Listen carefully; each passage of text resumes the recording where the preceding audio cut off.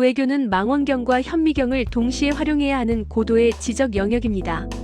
멀리서 국제 질서의 거대한 흐름과 권력 구조의 변동을 조망하는 게 망원경 외교라면 당면한 개별 현안을 정밀하게 들여다보는 것을 현미경 외교라고 할 수 있습니다. 망원경 외교는 국가가 나아가야 할 장기적인 방향과 좌표를 제시하고, 현미경 외교는 그 목표를 향한 구체적인 실행력을 갖추는 것입니다. 이 두 시선이 조화를 이룰 때 비로소 외교는 국익 극대화라는 성과를 거둘 수 있습니다. 그러나 최근 이재명 정권의 외교를 보면 망원경은 접어둔 채 현미경에만 집중하고 있다는 인상을 지울 수 없습니다. 연초 이재명 대통령의 중국 일본 연쇄 방문 외교는 장면 중심 외교의 전형을 보여줍니다. 중국 방문 당시 시진핑 국가주석과 찍은 셀카나 일본 방문에서 선보인 파격적인 드럼 연주는 대중의 눈길을 사로잡는 커다란 화제성을 제공했습니다.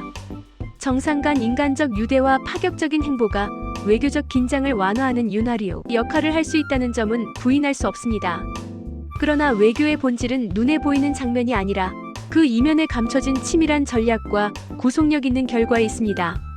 이번 중국과 일본 연쇄 방문에서는 전략과 결과보다 정상 간의 친교를 보여주는 외형적 이미지가 유난히 돋보였습니다. 이러한 모습이 위험한 이유는 국제 환경이 과거의 규칙이 통하지 않는 노골적인 야만의 시대로 급변했기 때문입니다. 특히 지난해 말 발표된 트럼프 2기 국가안보 전략 보고서는 한국이 직면한 현실이 얼마나 냉혹한지를 가감없이 보여줍니다. 이 보고서는 2차 세계대전 이후 미국이 주도해온 우아한 위선의 시대를 끝내고 힘이 지배하는 마피아 시대를 열겠다는 선전포고입니다. 트럼프 2기 행정부가 지향하는 전략의 핵심은 백인 미국 트럼프 우선주의라는 지극히 배타적이고 폭력적인 이념과 행동입니다. 미국이 국제 공공재를 공급하는 패권국으로서 내야 할 비용을 이제 더 이상 부담하지 않고 그 비용을 동맹국에 전가하겠다는 방침을 노골화했습니다. 한국에는 중국을 막는 천병으로서 더 많은 방위비와 역할을 감당하라고 요구하고 있습니다. 이재명 외교의 문제는 개별 행보 자체라기보다 이런 거대한 구조 변화 속에서 그것이 어떤 전략적 의미를 갖는지 하는 고민이 보이지 않는 데 있습니다. 이러한 격심한 전환기에는 눈앞의 카메라 렌즈가 아니라 지평선 너머를 내다보는 망원경 외교가 필요합니다. 독일 통일 과정에서 보여준 헬무트 콜 총리의 2+4 회담은 망원경 외교의 정수를 보여주는 사례입니다. 그는 동독 붕괴라는 눈앞의 현상에만 집착하지 않고 주변 강대국들의 우려를 읽어내며 통일 독일이 유럽 전체의 이익이 될 것이라는 거대한 전략 지도를 그리고 행동했습니다. 미디어의 책임도 지적하지 않을 수 없습니다. 외교 보도의 본질은 정부의 행보가 거대한 국제 질서의 흐름 속에서 어떤 위치에 있는지, 그리고 그것이 장기적 국익에 부합하는지를 분석해 전하는 데 있습니다. 그러나 현재 한국의 상당수 언론은 외교를 하나의 이벤트나 쇼로 소비하는 경향이 짙습니다. 언론이 정상의 옷차림과 식사 메뉴, 사진 한 장과 정상 간 친교에 매달릴 때 외교의 실질적인 알맹이는 시야에서 멀어집니다.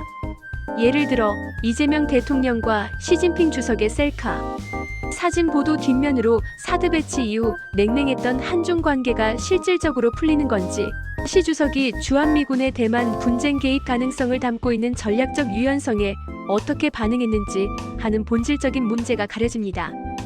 일본 방문에서도 다카이치 사나에 총리의 극진한 환대를 집중적으로 전했지만 환대의 배경에 한국과 중국의 접근과 협력을 차단하려는 일본의 속셈이 있다는 보도는 눈에 띄지 않습니다. 미디어가 눈앞에 보이는 현란한 의전에만 집착할 때 발생하는 가장 큰 폐해는 공론장의 퇴보입니다. 외교 정책은 국민의 삶과 국가의 운명을 결정하는 중차대한 일임에도 불구하고 언론이 이미지 보도에만 치중함으로써 국민이 외교의 실체를 파악할 기회를 앗아갑니다. 언론은 이제라도 단순한 전달자를 넘어 비평자의 기능을 회복해야 합니다. 지금 거세게 불고 있는 국제정세의 폭풍을 정밀하게 해독하여 국민에게 알리고, 거센 파도가 한국에 요구하는 비용과 부담이 무엇인지 냉철하게 짚어내야 합니다. 프로이센의 재상 비스마르크는 외교를 시대의 흐름을 경청하는 기술이라고 말했습니다.